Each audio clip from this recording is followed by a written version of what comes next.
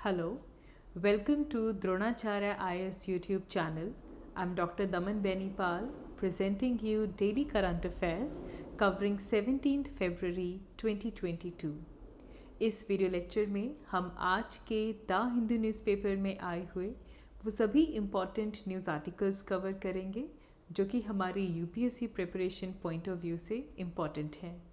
So let's begin with it. तो चलिए शुरुआत करते हैं आज के हमारे पहले न्यूज़ आर्टिकल के साथ. It is about the state of tribunals in India. Now अगर हम इंडिया के अंदर ट्रिब्यूनल्स से रिलेटेड इश्यूज़ की बात करें तो सबसे बड़ा इशू है the persistent vacancies that are present in tribunals. Well, इस इशू को लेकर सुप्रीम कोर्ट ने भी इसमें जुडिशियली इंटरवीन किया एंड देखा कि गवर्नमेंट ने कुछ टाइम पहले कुछ अब्रप्ट एफर्ट्स किए थे to fill the vacancies in tribunals, लेकिन उसके बाद कुछ और बड़े स्टेप्स नहीं लिए गए जिससे कि ये जो प्रॉब्लम है ट्रिब्यूनल्स के अंदर जो परसिस्टेंट वैकेंसीज रहती हैं वो यहाँ पे सॉल्व हो सके. और इसे लेकर सुप्रीम कोर्ट ने कहा कि they don't know the fate of the members of tribunals. कुछ मेंबर्स ऐसे हैं जो कि रिटायर हो रहे हैं एंड यहाँ पे ये भी कहा गया कि कुछ ट्रिब्यूनल्स में बिल्कुल नी जर्क अपॉइंटमेंट होती है. एकदम से अगर कहीं पे नीड आई है वैकेंसी फिल करने की तो वी सी की कुछ नेम्स की चेरी पिकिंग हो रही है और ट्रिब्यूनल्स के मेंबर्स डिसाइड किए जा रहे हैं. तो इस इशू को सुप्रीम कोर्ट ने दोबारा नोटिस में लेकर आए हैं. Now let's understand what are tribunals. Well, tribunals का पूरा टॉपिक आप काफ़ी डिटेल में अपनी पॉलिटी की क्लासेस में कवर करते हैं. इस वीडियो लेक्चर में हम एक क्विक ओवरव्यू लेंगे that what are tribunals. Well, tribunals are quasi judicial institutions. इनको मेनली सेटअप किया जाता है ताकि जो हमारी कोर्ट्स हैं उनके ऊपर जो वर्कलोड है वो रिड्यूस हो सके. एंड ट्रिब्यूनल्स को कुछ एक्सपर्टाइट एरियाज़ के अंदर कुछ एक्सपर्टाइट डिसीजंस लेने के लिए सेटअप किया जाता है. जैसे कि लेट्स से हमारे पास कोई टैक्स रिलेटेड डिस्प्यूट्स हैं, कहीं पे कोई एडमिनिस्ट्रेटिव डिसीजन लेना है, कुछ इन्वायरमेंट से रिलेटेड कोई हमारे पास डिस्प्यूट है, तो कुछ एक्सपर्टाइट डिसीजंस लेने के लिए एक फॉरम सेटअप किया जाता है जिसके अंदर लॉयर्स होते हैं और उस पर्टिकुलर फील्ड के एक्सपर्ट्स प्रेजेंट होते हैं. यहाँ पे आप ट्रिब्यूनल से रिलेटेड एक और बात याद रखेंगे. ट्रिब्यूनल्स हमारा जो ओरिजिनल कॉन्स्टिट्यूशन था उसके अंदर इसको मेंशन नहीं किया गया था. After 42nd amendment act 1976 tribunals को इनकॉर्पोरेट किया गया इन आर कॉन्स्टिट्यूशन. एंड इस 42nd अमेंडमेंट एक्ट 1976 के बाद हमारे कॉन्स्टिट्यूशन में article 323A along with article 323B इन्हें इनकॉर्पोरेट किया गया. Article 323A deals with administrative tribunals and Article 323B deals with tribunals for other matters. So एक ट्रिब्यूनल काफ़ी सारे फंक्शंस परफॉर्म करता है, चाहे वो डिस्प्यूट्स की एजुकेशन हो या फिर जो भी कंटेस्टिंग पार्टीज़ हैं उनके जो राइट्स हैं उनको डिटरमाइन करना हो, कोई एडमिनिस्ट्रेटिव डिसीजन लेना हो या फिर ऑलरेडी अगर कोई एडमिनिस्ट्रेटिव डिसीजन एग्जिस्ट कर रहा है उसे रिव्यू करना हो. सो काफ़ी ज़्यादा फंक्शंस ऐसे हैं जो कि ट्रिब्यूनल्स परफॉर्म करते हैं. तो इस फ्लो चार्ट में आप इंडिया का जो जुडिशियल सिस्टम है इसकी हायरार्की को समझ सकते हैं. बिल्कुल एपेक्स पे हमारे पास प्रेजेंट है सुप्रीम कोर्ट एंड उसके अलावा अगर हम स्टेट लेवल्स पे देखें तो हमारे पास आती हैं हाई कोर्ट्स. मेट्रोपॉलिटन लेवल पे हमारे पास सिविल और क्रिमिनल कोर्ट्स होती हैं. सिविल कोर्ट्स के लिए for example we have city civil court and the courts for small causes. उसके बाद मेट्रोपॉलिटन लेवल पे हमारे पास session courts, metropolitan and magistrate courts भी होती हैं. सिमिलरली डिस्ट्रिक्ट लेवल पे भी सिविल डिस्ट्रिक्ट कोर्ट होता है, सिविल जज जिसके अंदर प्रेजेंट होते हैं, senior division and junior divisions. And also then we have similarly criminal courts भी यहाँ पे होती हैं जिसको हम session courts and judicial magistrate कहते हैं. आफ्टर दैट जो अभी हमने ट्रिब्यूनल्स की बात की तो यहाँ पे you can see the example of tribunals. हमारे पास सेंट्रल एडमिनिस्ट्रेटिव ट्रिब्यूनल है, income tax tribunal, motor accident claim tribunal, cooperative tribunals, rent control tribunals, national green tribunals. तो स्पेसिफिक एरियाज़ को डील करने के लिए वी ऑल्सो हैव ट्रिब्यूनल्स. इसके अलावा we have industrial court and labour courts as well as family courts. So इसके अंदर इस फ्लो चार्ट में आप इंडिया का जो जुडिशियल सिस्टम है किस लेवल पे और किस मैटर के जो केसेस हैं वो यहाँ पे डिस्कस होते हैं वो आप यहाँ पे देख सकते हैं. Now if we talk about the issues related to tribunals तो सबसे बड़ा इशू जिसे लेकर इवन आज ट्रिब्यूनल्स न्यूज़ में आए हैं, that is the issue of persisting vacancies in tribunals. और इस इशू को लेकर सुप्रीम कोर्ट ने भी ये नोट किया कि अगर हम ऑल अक्रॉस इंडिया देखें तो चाहे वो प्रिजाइडिंग ऑफिसर्स हों, जुडिशियल मेंबर्स हों, टेक्निकल मेंबर्स हों, जो ट्रिब्यूनल में जो कि चाहिए, इन सब की यहाँ पे वैकेंसीज प्रेजेंट हैं। Presiding officers 20 in number, judicial members 110, technical members 111. They all of these are vacancies which are pending across the country in various tribunals. इसके अलावा एक और इशू आता है with the recommendation. Supreme court के अंदर जो सिटिंग सुप्रीम कोर्ट जजेस हैं, वहाँ पे एक सिलेक्शन कमिटीज़ हैं जो कि कुछ नेम्स को रिकमेंड करती है ताकि जो वैकेंसीज़ हैं ट्रिब्यूनल्स में वो फिल हो सके। ये देखा गया है कि वो जो नेम्स जो कि सुप्रीम कोर्ट की सिलेक्शन कमेटी रिकमेंड करती है, ज़्यादातर गवर्नमेंट उन नेम्स को इग्नोर कर देती है। तो जो recommendations which are done by supreme court जजेस, it is usually ignored by the government. तो ये भी एक बड़ा इशू आता है with the filling up of the vacancies. Now इसकी वजह से इवन ये भी देखा गया है नाउ, क्योंकि ट्रिब्यूनल्स के अंदर काफ़ी वैकेंसीज़ हैं तो दे आर ऑलमोस्ट डिसफंक्शनल, वो काम नहीं कर पा रहे हैं उस स्पेसिफिक इश्यूज़ में। और अगर किसी स्पेसिफिक इशू को लेकर कोई केस आया है तो आप हाई कोर्ट के पास भी नहीं जा सकते now, because high court is also not having the jurisdiction over that area. तो हाई कोर्ट के पास जुरिस्डिक्शन नहीं है उस पर्टिकुलर एरिया को डील करने के लिए। जो ट्रिब्यूनल्स हैं उनके पास वैकेंसीज़ हैं, वहाँ पे काम करने के लिए ट्रिब्यूनल्स की फंक्शनिंग नहीं हो पा रही है। Therefore we are actually denying the people from their right to access of justice. इसके अलावा हमारे पास जो डिफरेंट ट्रिब्यूनल्स हैं, इन ट्रिब्यूनल्स के बीच में भी यूनिफॉर्मिटी नहीं है in terms of their service condition, their tenure of member, even the nodal ministry of the tribunals they vary. तो ये जो नॉन यूनिफॉर्मिटी आई हुई है ट्रिब्यूनल्स में, इसकी वजह से भी माल फंक्शनिंग जो है in terms of managing and administration of tribunals, ये यहाँ पे डिफ़िकल्ट हो जाता है ना। इस पूरे इशू को लेकर अगर हम रीसेंट डेवलपमेंट्स को देखें तो लोकसभा में 2021 में the tribunals reform, rationalisation and conditions of service bill 2021 introduce किया गया। नाउ अगर हम इस बिल के प्रोविजंस देखें, so this bill seeks to dissolve some certain existing appellate bodies. कुछ जो एग्जिस्टिंग एपेलेट बॉडीज़ हैं उनको डिसॉल्व किया जाए एंड उनकी जो पावर्स हैं, उनके जो फंक्शंस हैं, they should be transferred to the existing judicial bodies. And इसी के साथ साथ जो चेयरपर्सन हैं, जो ट्रिब्यूनल के जो मेंबर्स हैं, उनका जो टर्म ऑफ ऑफिस है उसे फिक्स करने की भी बात यहाँ पे की गई है एंड उनका टर्म अराउंड 4 years फिक्स किया जाएगा and subject to the upper age limit to 70 years। तो जो भी चेयरपर्सन होंगे उनके लिए जो अपर एज लिमिट है दैट इज़ 70 years और जो मेंबर्स हैं उनके लिए जो एज लिमिट रखी गई है दैट इज़ 67 years। इसके अलावा वो पर्सन को चेयरमैन या फिर मेंबर अपॉइंट किया जाएगा जिनकी एज एटलीस्ट 50 years होनी चाहिए। तो अपॉइंटमेंट की जो एज रखी गई है दैट इज़ 50 years। आगे बढ़ते हैं। हमारा next news article solar waste management policy से रिलेटेड है। इंडिया की अगर बात करें तो India has set the target of producing 100 gigawatts of solar energy by 2022। जहां एक तरफ इंडिया अपनी सोलर कैपेसिटी को रैंप अप कर रहा है, वहीं दूसरी तरफ इंडिया के पास अभी तक कोई भी फर्म पॉलिसी नहीं है जो सोलर वेस्ट है उसे मैनेज कर सके। सोलर वेस्ट जो कि सोलर पैनल के यूज़ से या फिर इसके मैन्युफैक्चरिंग प्रोसेस से जो जनरेट होता है, इसकी मैनेजमेंट के लिए अभी तक इंडिया ने कोई भी फर्म पॉलिसी डिफाइन नहीं की है ना। ये पूरा इशू न्यूज़ में इसलिए आया क्योंकि the international renewable energy agency IRENA, इन्होंने लास्ट दिसंबर में ही एस्टिमेट किया दैट बाय 2050 तक अगर हम ग्लोबल लेवल पे फोटोवोल्टिक वेस्ट की बात करें, it is going to touch 78 million tons and जिसमें India is going to be one of the top 5 generators of this photovoltaic waste.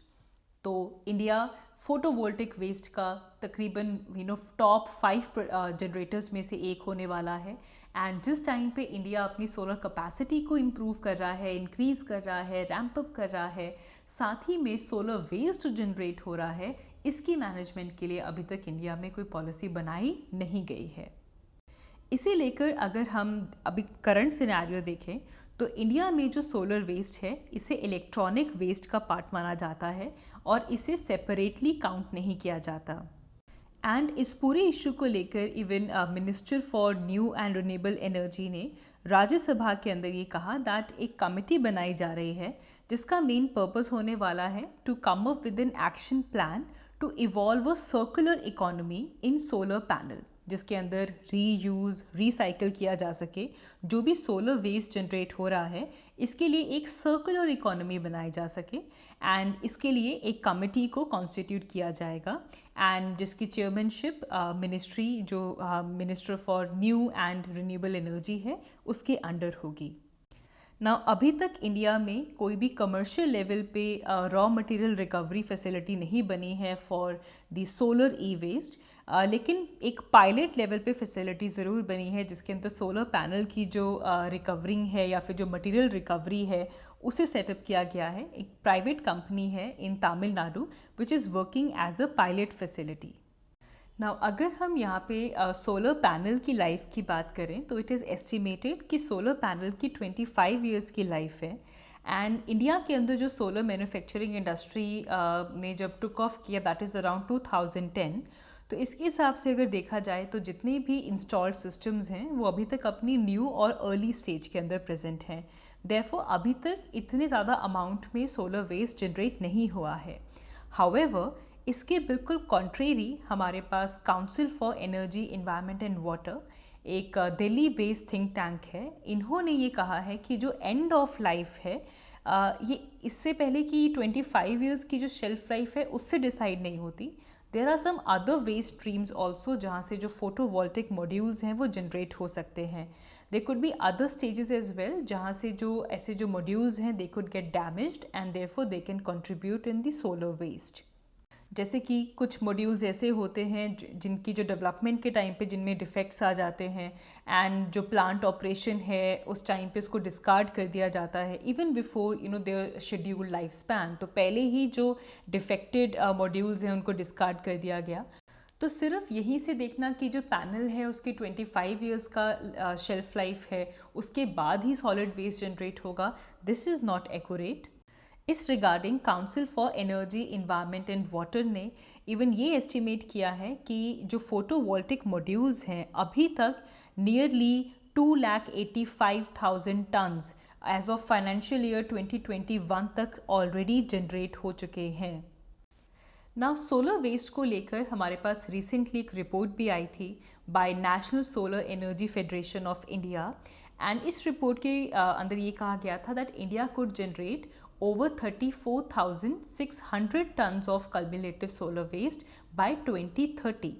So National Solar Energy Federation of India की अगर हम बात करें तो ये एक ऑर्गेनाइजेशन है जिसमें इंडिया के सभी सोलर एनर्जी स्टेक होल्डर्स इसके अंदर कवर होते हैं।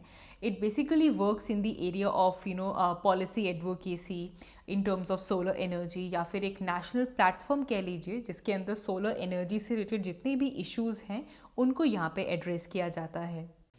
तो सोलर वेस्ट को अगर हम प्रॉपरली डिफाइन करें तो जो भी हमारे डिस्कार्डेड सोलर पैनल्स हैं वहाँ से जो इलेक्ट्रॉनिक वेस्ट जनरेट होता है that is called as solar waste and they are usually sold as scrap in our country. Now जिस तरह हमारा जो सोलर एनर्जी की जो इंस्टॉलेशन टारगेट्स हैं वो बढ़ रहे हैं, इसे लेकर ये एस्टिमेट लगाया जा रहा है that by the next decade जो सोलर वेस्ट है it can increase by 4 to 5 folds। Now क्योंकि हमारे पास सोलर वेस्ट मैनेजमेंट को लेकर अभी तक कोई फर्म पॉलिसी नहीं है, तो ये भी कहा जा रहा है that by the end of this decade जो सोलर वेस्ट हैं they can end up in the landfills which is the most prevalent form of waste in our country.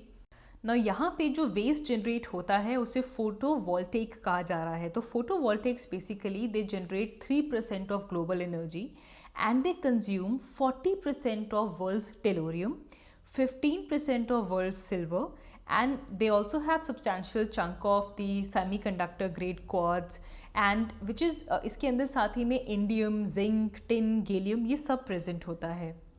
तो अगर हम सोलर पैनल्स का जो रॉ मटेरियल है इसकी अगर हम मार्केट वैल्यू देखें तो by 2030 it could reach to $450 million। And यहाँ पे अगर हम रिकवरेबल मटेरियल्स की बात करें जो कि सॉलिड वेस्ट से रिकवर हो सकता है, by 2050 it can even surpass 15 billion US dollars. तो अगर हम 15 बिलियन US डॉलर्स देखें तो हमारे पास 630 गीगावाट्स कि अगर हम कहीं पे सोलर पैनल्स लगाएं विद 2 बिलियन सोलर पैनल्स, ये इसको पावर कर सकता है। नाउ इस पर्टिकुलर आर्टिकल में ये हाईलाइट हुआ कि इंडिया के पास सोलर वेस्ट मैनेजमेंट की अभी तक कोई फर्म पॉलिसी नहीं है।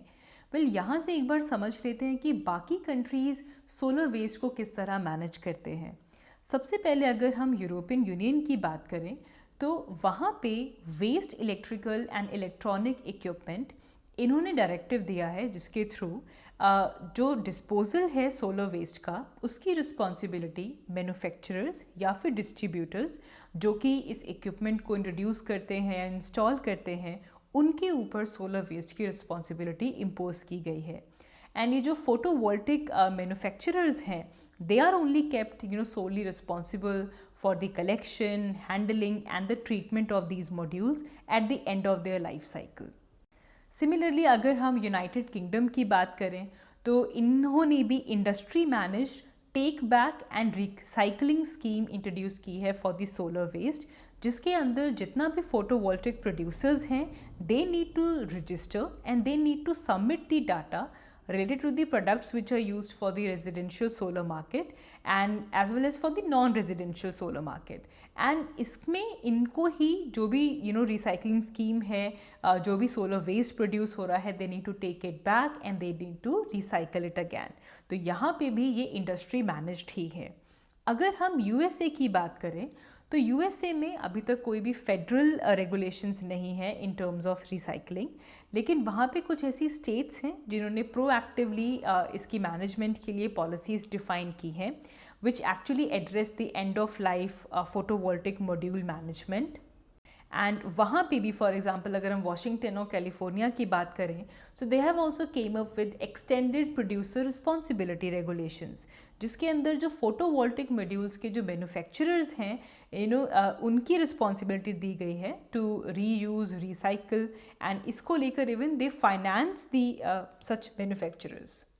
तो जो मैन्युफैक्चरर्स हैं they need to take back, they need to reuse and recycle all the photovoltaic modules which are sold within the state. And इसके लिए कोई भी कॉस्ट एंड यूज़र के ऊपर नहीं लगाई जाती, जो स्टेट है वो ऐसे मैन्युफैक्चरर्स को फाइनेंस करता है फॉर ऑल दिस रिसाइकलिंग।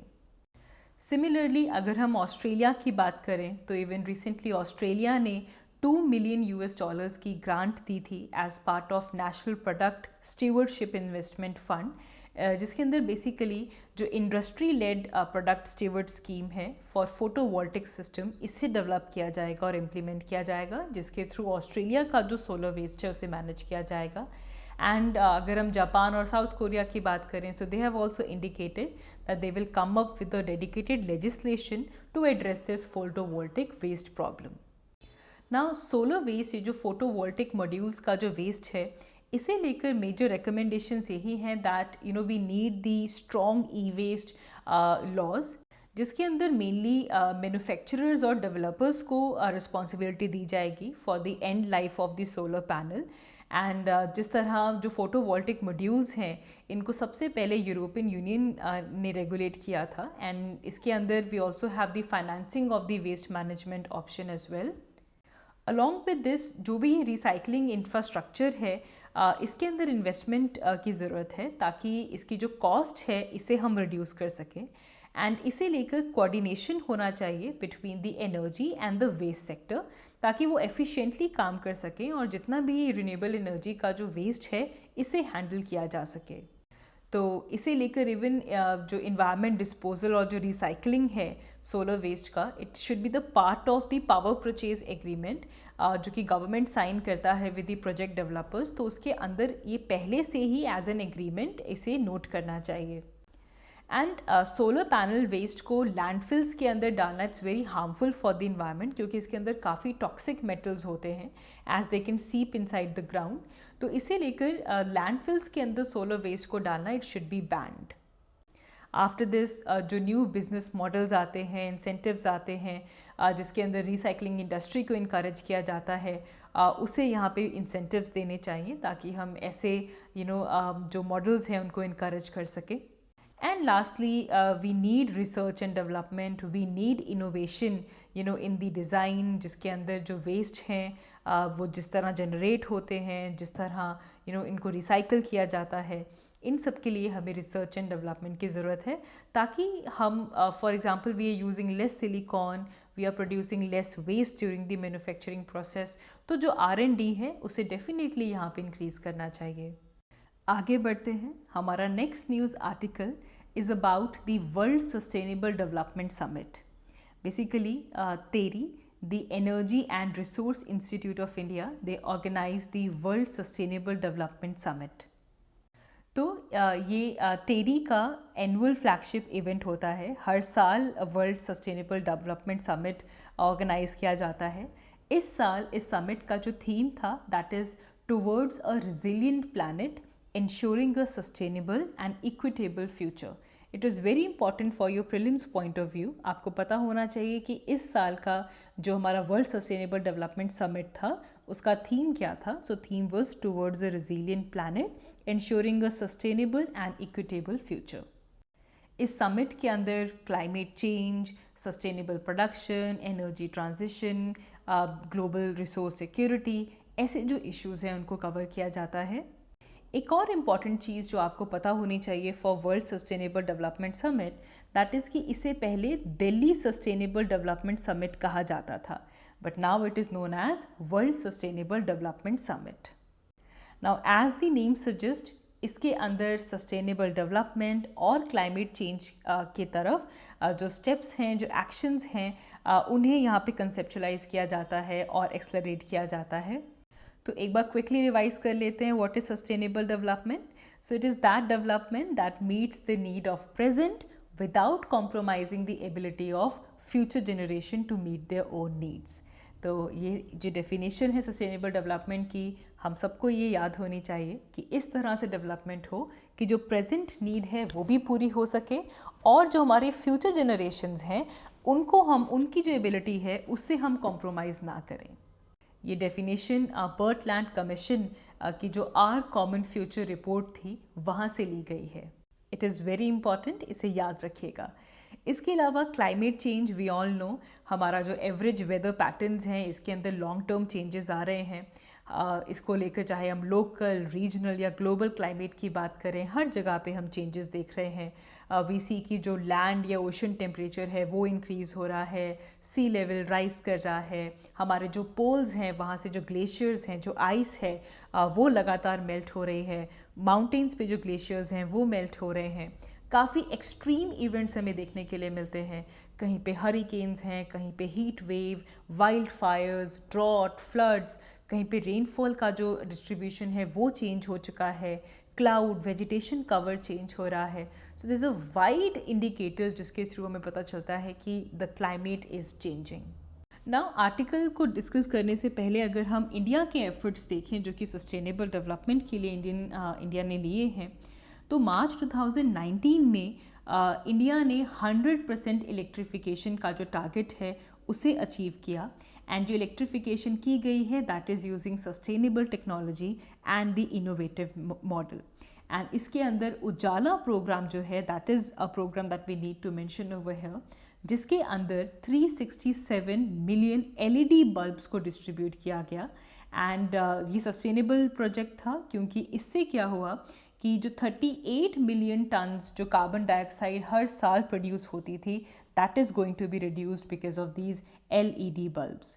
साथ ही में वी हैव प्रधानमंत्री उज्ज्वला योजना, जिसके अंदर ऐसे हाउस होल्ड्स जो कि बिलो पावर्टी लाइन थे उनमें से 80 मिलियन हाउस होल्ड से ज़्यादा को क्लीन कुकिंग फ्यूल प्रोवाइड किया गया। And along with this, India is also working in the share of natural gas as well. And India की जो energy basket है, that is ranging from 6% to 15%.